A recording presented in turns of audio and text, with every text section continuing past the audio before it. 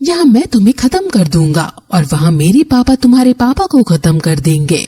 जियान को बीच में ही अपनी कल्टीवेशन छोड़नी पड़ती है क्योंकि वो अपने फादर को नहीं खो सकता था।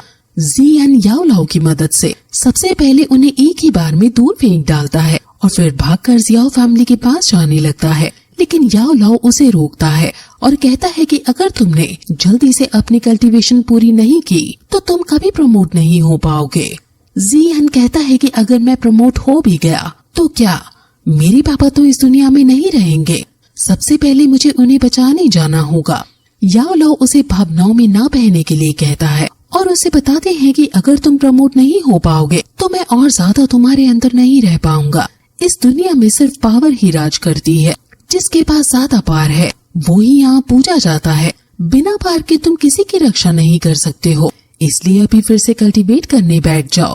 अपनी फैमिली को अपने ऊपर बोझ मत बनने दो। ये सुनकर जियान को गुस्सा आ जाता है और कहता है कि फैमिली बोझ नहीं होती है, क्या तुम्हें फैमिली का मतलब भी पता है और क्या तुम्हारी कोई फैमिली भी है। याओ लाओ ये सुनकर काफी दुखी होता है और वो अपने उस डिसाइपल के बारे में सोचने लगता है जिसको उसने अपने बच्चे की तरह पाला था, लेकिन अंत में याओ लाओ को धोखा ही मिला था।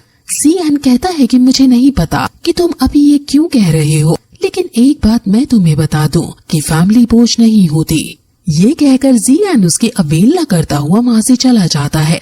याओ लाओ कहता है कि तुम ये सब इसलिए कह रहे हो क्योंकि तुमने कभी किसी अपने से धोखा नहीं खाया है। जब खाओगे तब पता चलेगा कि ये सब मोह और मतलब के बंधन है जो समय आने पर तुम्हें अकेला छोड़ देंगे।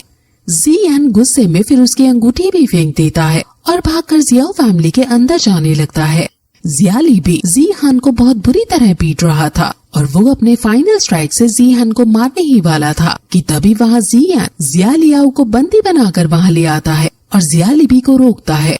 जियालिबी अपने बेटे को जियान की गिरफ्त में देखकर रुक जाता है और जब जियालियाओ रहम की भीख मांग रहा होता है तो जियालिबी उदास होकर कहता है कि शायद तुम इस युद्ध में शहीद हो जाओगे क्योंकि ये युद्ध जीतना मेरे लिए काफी जरूरी है।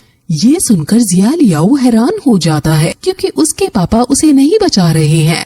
जियालिबी फिर अपने बेटे की परवाह ना करते हुए हमला कर देता है।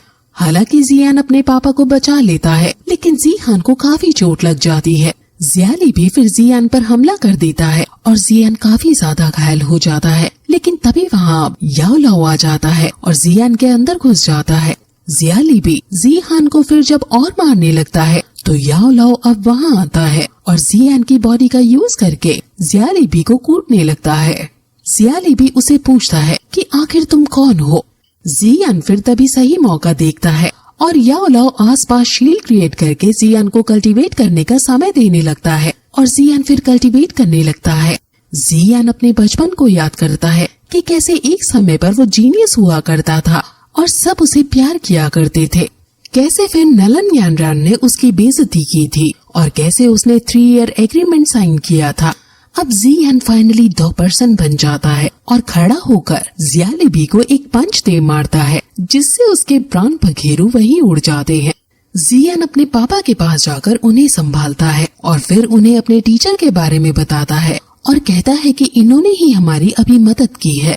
जियान उसके टीचर को प्रणाम कहता है और धन्यवाद कहते हैं।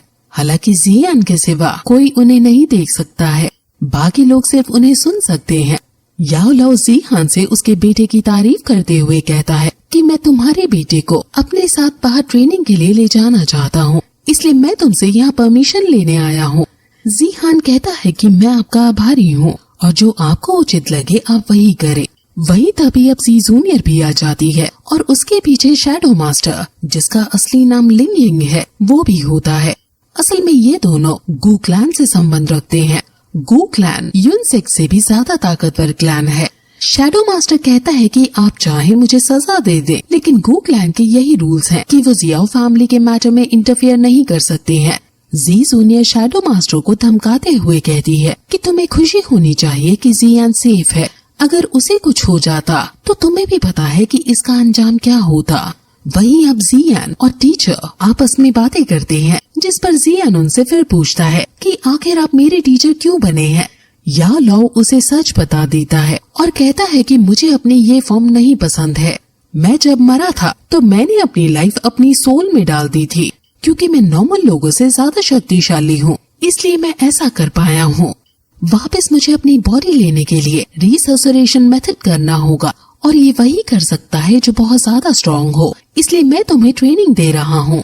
लेकिन मैं तुम पर कभी फोर्स नहीं करूँगा कि तुम्हें ये मेथड मेरे लिए परफॉर्म करना है या नहीं। फेन स्किल्स के द्वारा ये सब किया जाता है। फेन स्किल्स का यूज करके मल्टीपल फोर्सेस को एक साथ हम मर्ज करके यूज कर सकते हैं। अगर तुम फेन स्किल्स को अच्छे से सीख गए तो तुम इस कॉन्टिनेंट पर सबसे ज्यादा ताकतवर बन जाओगे। लेकिन फेन स्किल्स में बहुत रिस्क होता है और जान का भी खतरा होता है। वो फिर उसके सामने 2 स्क्रॉल्स रखता है और कहता है कि red scroll fire attribute ground rank skill है और ब्लैक स्क्रॉल फेन स्किल स्क्रॉल है। तो अब डिसाइड तुम्हें करना है कि तुम्हें किस रास्ते पर आगे बढ़ना है। ज़ियान कुछ सोचकर फेन स्क्रॉल को उठा लेता है और फिर यही एपिसोड खत्म हो जाता है।